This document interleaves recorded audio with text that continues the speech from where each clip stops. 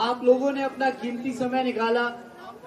आप लोग काफी समय से यहाँ पे बैठे हैं। मैं आप लोगों का पहले तो तहे दिल से धन्यवाद करता हूँ।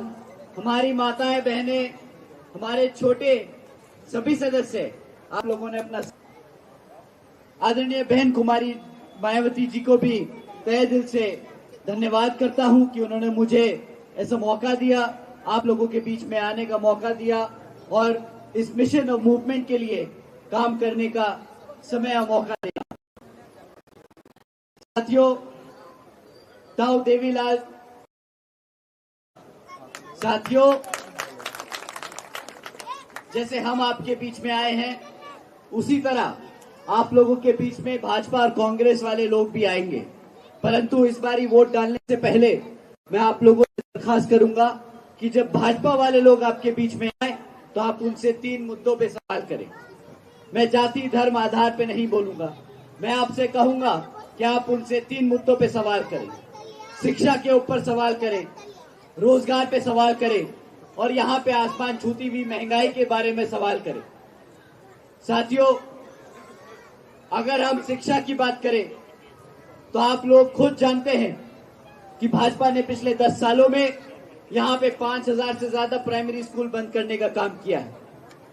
उन्होंने 2017 से हमारे जो कॉलेज में बच्चे पढ़ रहे हैं SC ST OBC समाज के, उनकी स्कॉलरशिप का पैसा रोक के रखा है। तो साथियों, आप क्या बताइए कि ऐसी सरकार को दोबारा दोहराएंगे? ऐसी सरकार को आप दोबारा वोट देंगे? साथियों, इसी क्रम में अगर अब उनसे रोजगार के सवाल करें, भाई आपके घर में बच्चे हैं जो पढ़ लिख कर बैठे हैं परंतु नौकरियां नहीं है। आज हरियाणा में 40% युवा बेरोजगार घूम रहा है। हर घर से एक बच्चा बेरोजगार है, परंतु आपने अपने बच्चे की पढ़ाई लिखाई पर लाखों रुपए खर्चे, लोन लेकर आपने उस बच्चे को पढ़ाया लिखाया। किस लिए? कि वो रोजगार में होगा, नौकरी में होगा, 2 पैसे कमाएगा, घर में लाएगा। परंतु आज ये सरकार हमारे बच्चों को रोजगार नहीं दे पा रही। सरकार 2 लाख से ज्यादा सरकारी नौकरियां पद खाली पड़े हैं। अगर जो सरकार आपके बच्चों को रोजगार नहीं दे सकती, क्या आप ऐसी सरकार को दोबारा दोहराएंगे? साथियों, अगर महंगाई की बात करें तो जब महंगाई की बात करते हैं तो बोलते हैं मुफ्त में गैस का सिलेंडर ले लो, मुफ्त में बिजली ले लो, मुफ्त में राशन ले लो। परंतु इस राशन की कीमत क्या है? मुफ्त में बिजली की कीमत क्या है? तो कम से कम वो बच्चा आपका घर में 2.5 से 3 लाख रुपया कमा के लाके देगा। अब आप ही बताइए कि क्या आपने अपने बच्चे को पढ़ा लिखाकर इसलिए बड़ा किया है कि वो भीख मांगता फिरे मुफ्त में राशन के लिए, या फिर अपनी मेहनत की कमाई से आपकी झोली पैसे में लाके भर दे, आपकी झोली में पैसा भर दे ताकि आप अपने बच्चे के साथ एक गर्व की जिंदगी, एक सम्मानजनक जिंदगी जी सके? अब आप ही बताइए, ऐसी सरकार चुनेंगे जो आपको गुलाम बनाती है, या आप बसपा इनेलो की सरकार चुनेंगे जो अपने बच्चों को पढ़ाने लिखाने के लिए 12वीं तक की शिक्षा मुफ्त में देने को तैयार है, जो हमारे युवाओं को रोजगार देने के लिए तैयार है, जो हमारे बुजुर्ग माताएं बहनें हैं उनको एक सम्मानजनक जिंदगी देने को तैयार है? आप ही बताइए। आप जानते हैं आदरणीय बहन कुमारी मायावती जी के शासनकाल में 12वीं तक की शिक्षा हमारी बच्चों के लिए मुफ्त में दी गई थी। 7 लाख से ज्यादा बच्चियों को मुफ्त में शिक्षा मिली। इतना ही नहीं, हमारे युवा साथियों के लिए आदरणीय बहन कुमारी मायावती जी ने 50 लाख से ज्यादा नौकरियां देने का काम किया था विभिन्न विभागों में। हमारे यूपी में किसी भी बच्चे को दर बदर नहीं घूमना पड़ा रोजगार के लिए। पढ़ लिख कर को वो जब बाहर नौकरी ढूंढने गया तो उसे नौकरियां मिली। हमने कभी मुफ्त में राशन नहीं बांटा। हमने बाबा साहब की बात को समझा है। बहन कुमारी मायावती जी ने बाबा साहब को समझा है। उन्होंने संविधान को लागू कराया, हर एक बच्चे को संविधान के तहत एक इज्जतदार जिंदगी जीने का मौका दिया।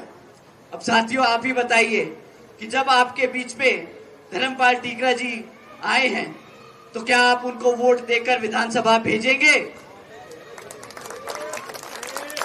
अगर आपने इनको विधानसभा भेजा तो यहाँ पर स्कूल,